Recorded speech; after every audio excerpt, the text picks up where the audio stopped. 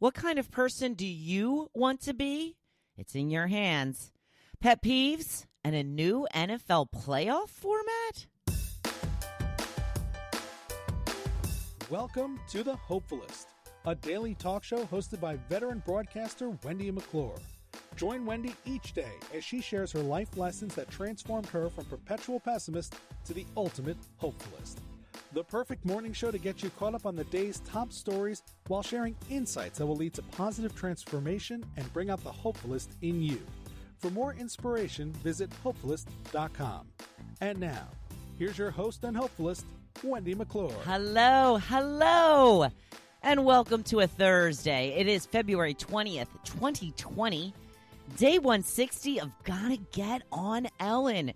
So yes, 2/20/2020, kind of a cool day if you're into numbers. I've always been attracted to the number 2. Funny little story. My favorite number has always been 22. And the reason for that is kind of odd. When I was young, my mom and stepfather used to take us to the stock car races. We would go to New Egypt Stadium and Wall Stadium to watch the stock car races. And we did this, fairly often. And I had a favorite driver. I don't know why I picked him. I must have liked his car. I don't know. But his number was 22. Lenny Boyd. Always remember that. He wasn't that great when we first started to go to the races, but he ended up being doing really well. He won the Turkey Derby one year, and that is like the Daytona 500 of stock car racing at Wall Township Stadium. So he went on to some kind of cool things. I remember I went back in the pits to meet him one time. My stepfather took me back, and I was like, "Oh, you weren't really what I thought." I was young. I was like maybe 12 or something. And he's like, "Yeah, I guess you didn't think I was going to be a middle-aged fat man." I just remember he just seemed to have no self-esteem. But he went on to a greatness in the world of stock cars in this area. So good for him. But that is how I came up with my favorite number, 22. So, I kind of go off on all variations of that. A lot of my logins, not passwords, logins have 222 at the end of it. And the reason I had to add another 2 is because a lot of the 22s were already taken. You have to come up with a password, and or let me just put a little 22 at the end there. That's taken too. Okay, well, let me try 222. So, in the beginning, most of my logins, were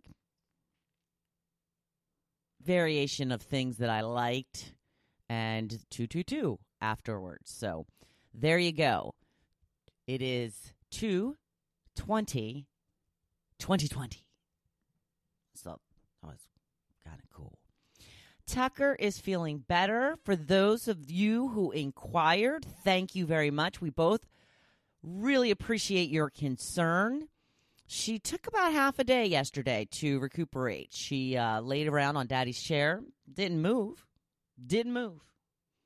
I ran out to go to the gym, yay me, and when I got back, didn't get off Daddy's chair. Looked up, "Hey, Mom, what's up?" But we didn't get off the chair. Ran out again to grab some coffee with a girlfriend, and came home again. Looks up from Daddy's chair. "Hey, Mom, what's up?" Wasn't going to get up, though. So we took a nap. And when we got up from the nap, I put her outside for a little potty trip. And when she came in, she went racing into the living room, grabbed her ball, and took the play position. I said, "Oh, looks like we're feeling a little bit better." And then she ate. Doesn't look like she has eaten yet today. But her, excuse me. It looks like her stomach finally stopped growling right around the time we went to take a nap. And I guess she just got to the point of past hunger because she hadn't eaten. So I guess your stomach just stops growling at a certain point. I very rarely get to that point. But but I guess that it happens. So some interesting news I came across as I was searching for some things to discuss with you today. I had no idea anything like this was going on. I had no idea there was talks. I had no idea that there was an issue. But it looks like talks are in the works for a new NFL playoff format.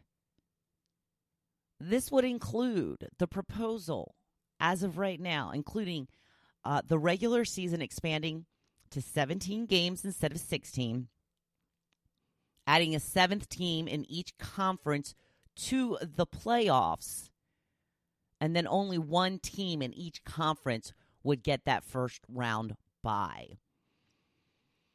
Football fans are weighing in. For the most part, not a fan. Most people are saying, it's not broke. Don't fix it.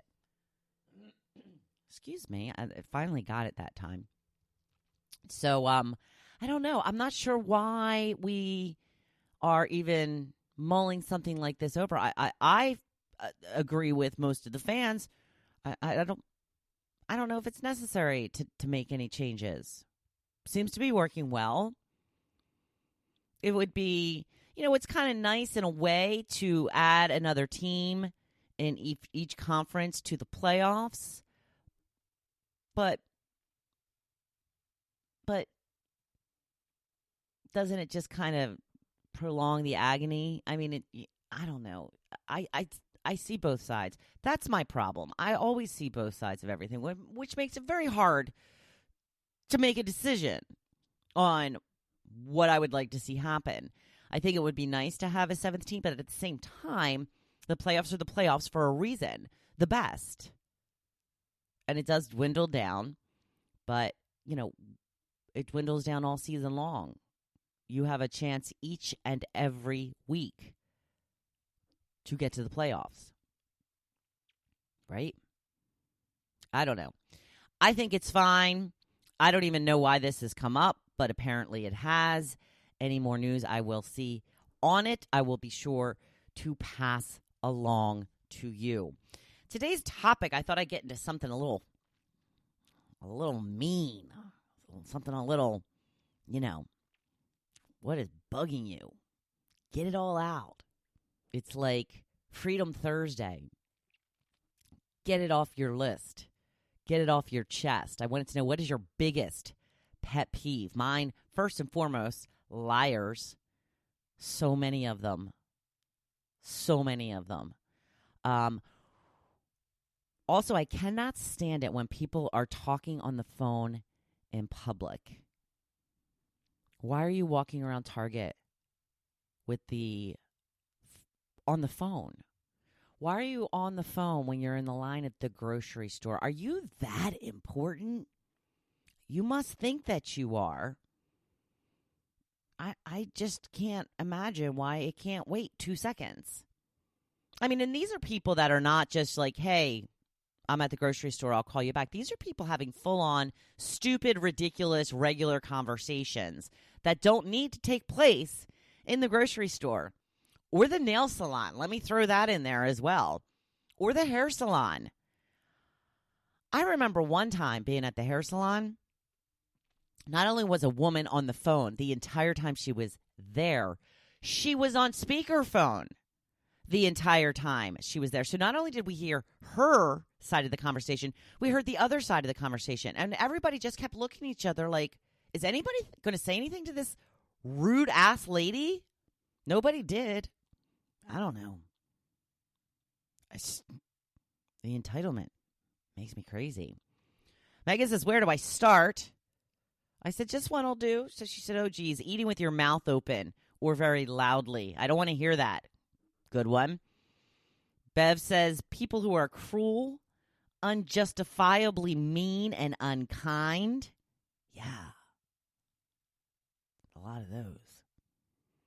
Michelle says, yes, talking on the phone in public and people who write should of instead of should have. Okay, we got you there.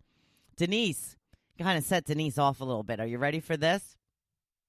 Serious ones include lying for no reason.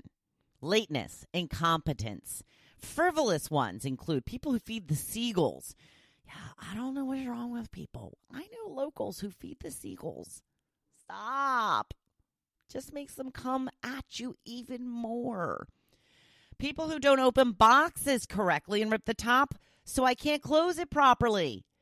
People who are lazy, like my next door neighbors who don't bring their garbage cans in for 3 days and let their front yard look like crap.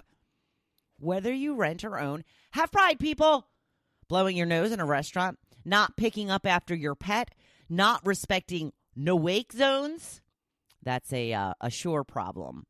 Shall I go on? Obviously, I have a lot of issues, and you have awoken the beast. I'm sorry, Denise. I did not mean to awaken the beast. Diane says, ugh, I have a few that turn into 1, lazy, 2, liars, 3, people that don't use their brain, and God forbid you are lazy while not using your brain, and you lie about it. Yeah, I think that happens all the time, Diane. Hence, probably your pet peeve. Lauren says, eating noises. Ann says, talking on the phone in the bathroom. Very odd. Vanessa says, people are mean to animals. Michelle says, chewing loudly with your mouth open. Eve says, people who fill their tanks at Wawa, then leave it parked at the pump while they go inside. Now, a lot of people have put this as a pet peeve. It's been talked about for years. I actually responded back to Eve and said, I do that a lot. Unless there's like a super huge line at the gas pump, because when the gas attendant swipes their card, if you go anywhere to get gas and you give them your card to pay for your gas, they will keep that card in the card reader until you're finished, until the whole transaction is done. Except at Wawa. They swipe that card and then they give it right back to you. My theory is the reason that they do that is so that you can go inside to purchase something while your gas is being pumped. So I said, I do that all the time when they're pumping my gas. And she's like, no, that's not what I mean. I mean when they're done pumping, when you're done pumping, and then instead of moving your car into a parking spot, you just leave your car sitting at the pump. Okay, yeah, I get it. That's for the self-serve states. I am very blessed to live in New Jersey. We have people do it for us. But even in people in New Jersey, I know say that they hate when people do that. Because inevitably, your gas is usually done being pumped. By the time you come out, depending on what you're getting. I mean, I wouldn't go in there and order a hoagie. That I wouldn't do. That's going to take too long. But if I'm going in to grab a cup of coffee or some creamer or what have you, yeah, I'm gonna do that. Laurie says, people that think it is acceptable to be unkind on social media, there's a lot of those, chewing noises and bad grammar. Marcy says, I have to pick one. I'd have to say bad grammar. I hate when people start a sentence with the word so. Also, can't stand ending a sentence with at or out. For example, where are you at? Or change it out. Completely unnecessary. Makes you sound like a redneck. Listen, I do this a lot. Sometimes, and I try to go back and reread some of the things that I write. And sometimes I find that there is no other way to end this sentence than with the word at or out. Sometimes you can reword it, but it loses kind of the meaning. I also use so a lot, especially in the podcast. I kind of think it's a good transition from one thing into the next. It's kind of hard to sit here and talk by yourself. When you're having a conversation with somebody, you go back and forth, but I got nobody to talk to except for you, and you're not answering me back that I can hear anyway. So, there you go. I use that as like a transition word. So I'm probably driving Marcy crazy. So I apologize. I think it's better than just like ending a sentence and moving right on to the next topic. It seems a little jarring to me to do that. Just my opinion. Kim says, not changing the toilet paper roll. Yeah, that's a big one. it's just me and Joe here, so